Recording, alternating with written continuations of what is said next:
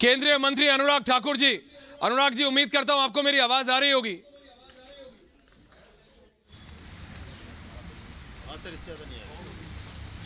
बहुत साफ सुनाई दे रहा है, लेकिन न जाने आपको बंगाल के बम धमाके भी सुनाई दे रहे हैं, वहाँ के लोगों का शोर, जो उनकी हत्याएं की जा रही वो सुनाई दे रहा है। न जाने आपको वहाँ पे बैलेट बॉक्स लेकर सड़कों पे भागते लोग और चिल्लाते उसके पीछे लोग सुनाई दे रहे हैं। Anurag ji, it's a complete collapse of law and order in Bengal. 33 लोगों की हत्या हो चुकी है। अभी अभूतपूर्व सिचुएशन है, कभी ना मतलब अनदेखी अनसुनी सिचुएशन है। और ये वहां पे हो रहा है जिसकी पार्टी के नेता खड़े होके बीजेपी के ऊपर आरोप लगाते हैं कि बीजेपी इज किलिंग डेमोक्रेसी, लेकिन ग्राउंड पे क्या हो रहा है ये तो पूरा देश देख रहा है। 33 लोगों की हत्या।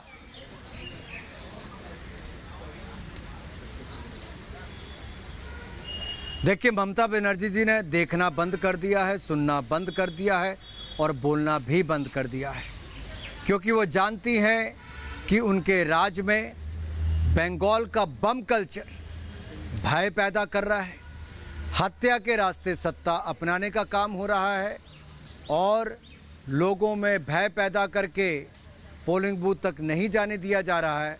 अगर आप जाओ तो बैलेट बॉक्स उठाकर तृणमूल के लोग भाग जाते हैं और अपनी मर्जी से वोट करते हैं। ये कानून व्यवस्था का चरमराना भी है और लोकतंत्र की हत्या भी है। और ये कहीं नहीं हो रहा, ये बंगाल में ममता बनर्जी जी की नाक के नीचे हो रहा है, बहुत खुले में हो रहा है। और हत्या के रास्ते सत्ता, ये देखने को एक बार नहीं अनेक बार मिला है।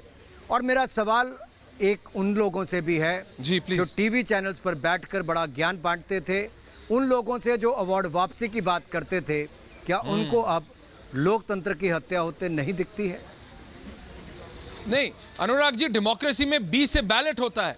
ये तो बम और बंदूक और खुलेआम, मतलब बंदूक और बम कोई ऐसी चीज नहीं है बंगाल में कि अब कुछ मतलब छुपी हुई हो। लोग हाथ में लेके घूम रहे हैं जैसे होली का रंग हो, मतलब हाथ में देसी बम और देसी कट्टा।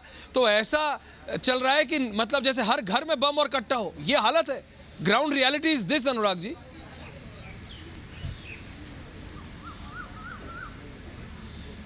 मैं इतना ही कहूँगा ऐश्वर्या जी, लोकतंत्र में बम, बंदूक, बुलेट, इन सब पर बैलेट भारी होता है। बैलेट का महत्व है। और लोकतंत्र में आपको जब अपना काम करना है, वोट डालनी है, बैलेट बॉक्स, अगर उस बैलेट बॉक्स को ही उठाकर लेके कोई भाग जाएगा और बाहर बम, बंदूक और बुलेट की आवाज़ें सुनाई देगी, तो इससे बड़ा दुर्भाग्य और लोकतंत्र की हत्या क्या हो सकती है? ये कहीं नहीं, ये बंगाल के बम कल्चर में ममता जी की शय में हो रहा है और तृणमूल के कर। No, it is undoubtedly, and you are live on Republic and Republic Bharat, Anurag ji. Hence I am asking कि इस तरह की सिचुएशन किसी और राज्य में नहीं है, किसी और राज्य में नहीं है। और ये वही पार्टी है जो आपने नाम लिया, तृणमूल कांग्रेस, ममता बनर्जी, जो सबसे पहले खड़े होकर कहती है कि भारतीय जनता पार्टी की देश में सरकार है, देखो डेमोक्रेसी खत्म हो गई। डेमोक्रेसी कहाँ खत्म हो रही है वो तो पूरा देश देख रहा है। आपने कहा बैलेट भारी पड़ता है, लेकिन जब बम और बंदूक के बल पे बैलेट को ही कोई चुरा के ले जाएगा तो क्या करेगी जनता?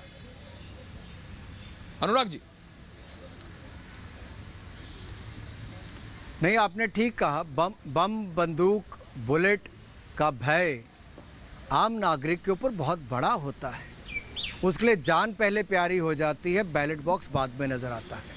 लेकिन जो हिम्मत करके पोलिंग बूथ तक जाता है और उसके सामने बैलेट बॉक्स को उठाकर लोग भाग जाते हैं, तो सोचिए उस पर क्या बीतती होगी।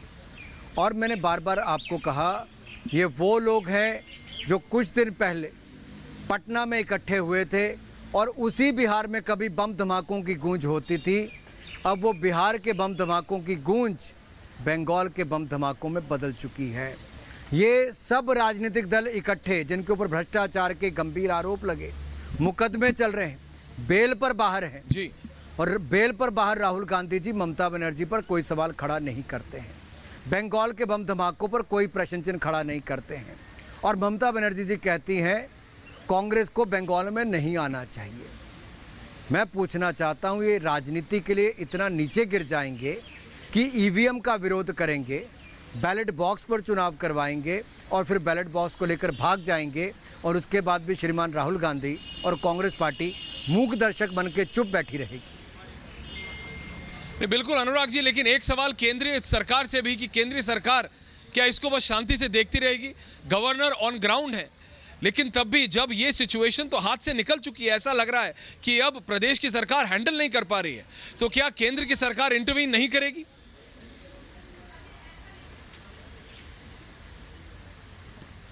देखिए, बहुत सारे राज्यों में अभी चुनाव हुए, यहीं पर उत्तर प्रदेश में सबसे बड़ा, जहां पर आप कह सकते हो पंचायती राज के चुनाव हुए होंगे सबसे बड़े, शांतिपूर्वक हुए।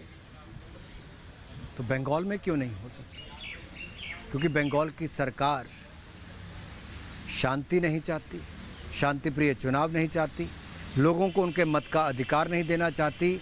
वो तो केवल हत्या के रास्ते, सत्ता, बम धमाकों के बदले भय पैदा करना और बुलेट के डर से बैलेट पर कब्जा करना, यही चाहती है। But Anurag ji, Bengal is a border state. ये सिर्फ और सिर्फ पंचायती राज इलेक्शन की बात नहीं है, बंगाल बॉर्डर स्टेट है और बॉर्डर स्टेट में ऐसा होना, हालांकि इतने ज्यादा एलिगेशंस लग चुके हैं कि बांग्लादेश से किस तरीके से। जी,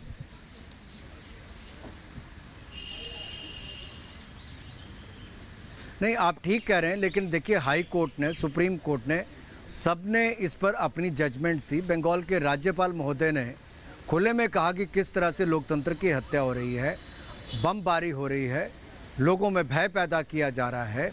लेकिन उसके बावजूद अगर पश्चिम बंगाल की मुख्यमंत्री ममता बनर्जी जी आंखें बंद कर लेती हैं, सुनना बंद कर देती, बोलना बंद कर देती हैं और उनके नाक के नीचे लोकतंत्र की हत्या होती है, कानून व्यवस्था चरमरा जाती है, तो आप क्या करेंगे? क्या उनकी जिम्मेदारी नहीं अपने राज्य में कानून व्यवस्था को बनाए रखना? क्या उनकी जिम्मेदारी नहीं कि निष्पक्ष चुनाव हो? क्या वो चुनावों में जीत पाने के लिए कोई भी नीचे किसी को मारने के लिए तैयार हो जाएगा, वो चुप बैठी रहेंगी?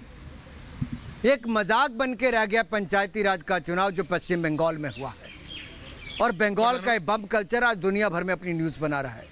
लोकतंत्र की हत्या क्या राज का इलेक्शन बहुत ज्यादा महत्वपूर्ण होता है, वो डेमोक्रेसी का पहला जो एक लेवल है उसको डिसाइड करता है। और अगर वहीं पे ऐसा हो रहा है तो जैसा आपने कहा कि the state government is failing to implement, Anurag ji, the state government is failing to implement, and if that is happening, भाई तो कट मनी मिलेगा कहां से? तो इंटरवीन करना पड़ेगा ना। इनकी देखिए, ममता बनर्जी जी के लिए, ममता जी को ये फर्क नहीं पड़ता क्या होता है। तृणमूल कांग्रेस तो किसी भी रास्ते सत्ता हथियाना चाहती है और इनकी लूट की खुली छूट पंचायतों से शुरू होकर इनके विधानसभा तक चलती है। कट मनी से लेके बाकी सब स्कैम इनके सामने है। जहां पर नौकरी के बदले नकद मांगा जाता हो, जहां पीएन की भर्ती के लिए 4 लाख रुपया, सफाई कर्मचारी के लिए भी 4-5 लाख रुपया, क्लर्क के लिए 5 लाख रुपया ऐसे बोली लगती हो, उस राज्य में लूट की खुली छूट वो तो है, साथ ही साथ पोलिंग बूथ को कैसे लूटना है उसका भी एक बंगाल मॉडल सबके सामने नजर आता है। धन्यवाद। सिर्फ एक आखिरी सवाल अनुराग ठाकुर जी, आपने भी कई इलेक्शन लड़े हैं और आगे भी लड़ेंगे। इस तरीके से खुलेआम बम, पिस्तौल, फायरिंग, बम फेंके जा रहे हैं, बैलेट बॉक्सेस चुराए जा रहे हैं, कभी भी, मतलब दिस इज अनहर्ड ऑफ। ये भारत के इतिहास में दिस इज, मतलब जिसे कहते हैं अभूतपूर्व है ये, इन अ वेरी नेगेटिव वे।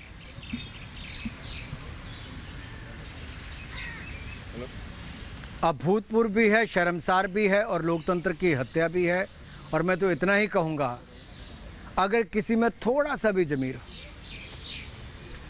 और ममता जी मैं आपको कह रहा हूँ, जिसके मन में थोड़ी सी भी ममता नहीं बची बंगाल के लोगों के लिए, जिसको इस बात का कोई फ़र्क नहीं पड़ता कि कितनी लोगों की हत्या होगी, जिसको किसी बात का फ़र्क नहीं पड़ता कितने बम धमाके हो गए, जिसको इस बात का फ़र्क नहीं पड़ता कि बंगाल की छवि क्या बन गई बम धमाकों के चलते, जिसको ये फ़र्क नहीं पड़ता कि बंगाल का इतिहास स्वामी विवेकानंद जी से लेकर नेताजी सुभाष चंद्र बोस, रविंद्रनाथ टैगोर से लेकर डॉक्टर श्यामा प्रसाद मुखर्जी, अन्य ऐसे लोगों के ऊपर जिन्होंने बंगाल का नाम दुनिया भर में रोशन किया था, आज ममता जी ने उनको शर्मसार और उनकी सरकार ने किया।